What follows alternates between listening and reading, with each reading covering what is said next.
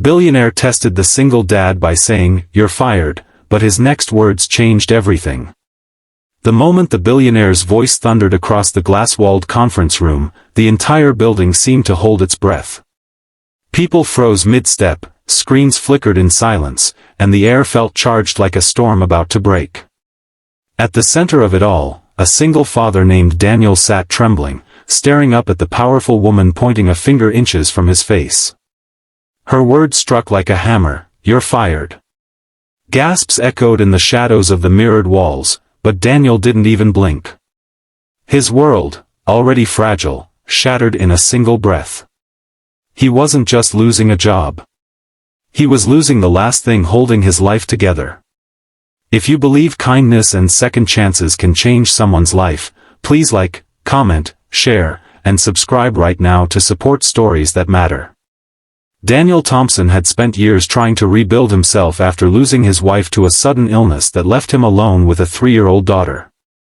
He had worked nights, skipped meals, and taken buses through the rain just to keep her safe and fed.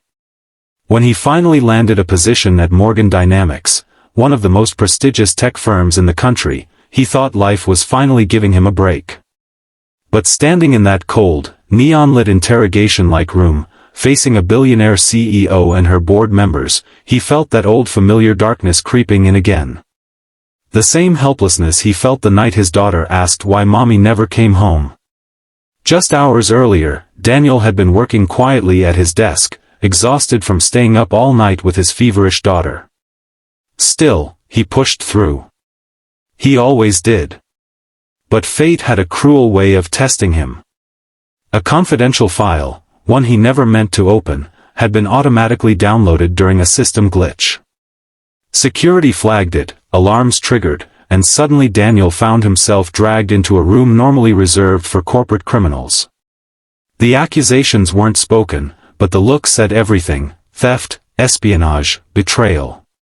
As if a tired single dad struggling to afford milk had the time or the motive to sabotage a billion-dollar empire. The woman standing over him, the CEO, Victoria Morgan, was known for being one of the toughest, sharpest leaders in the corporate world. She didn't tolerate mistakes, and she definitely didn't tolerate excuses.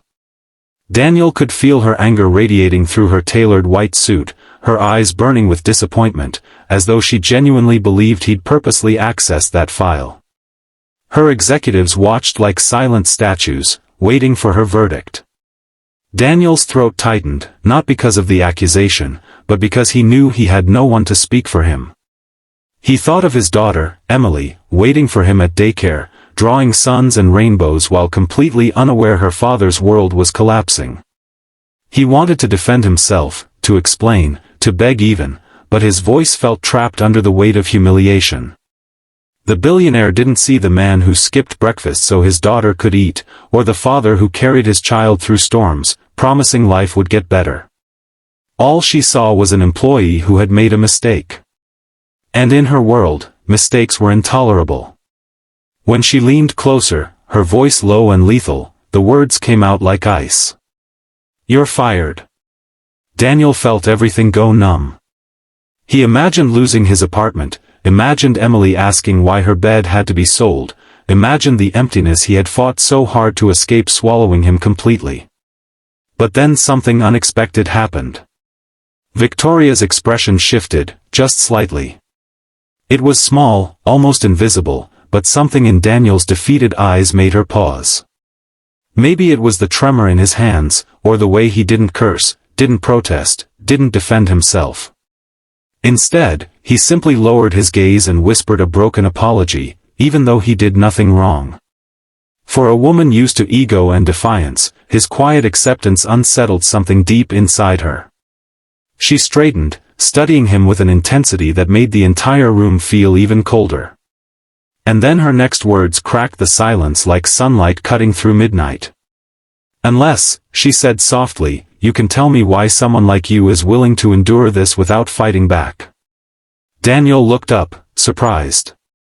His voice wavered as he spoke, describing Emily, her curly hair, her love for stars, how she clung to him every morning asking if he'd be home early.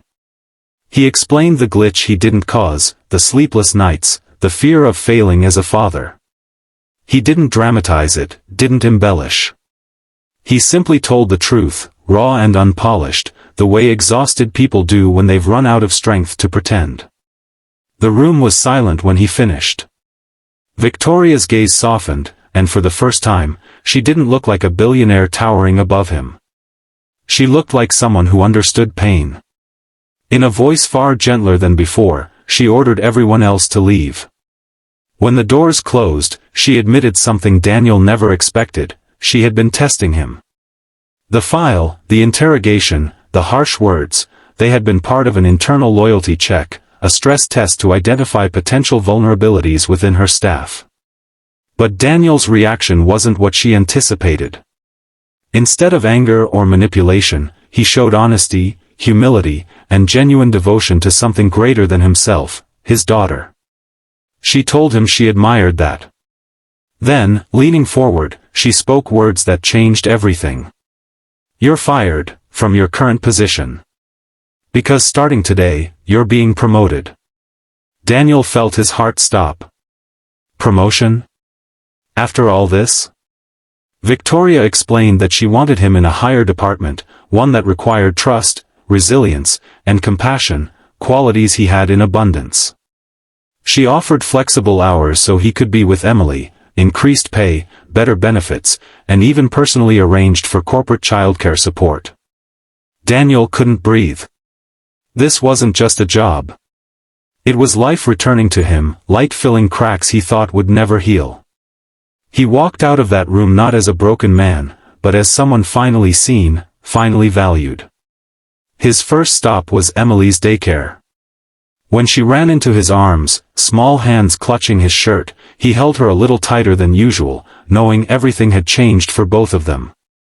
That night, as he watched her sleep, he whispered a promise to the moon outside their window, a promise that he would never stop fighting for the life they both deserved.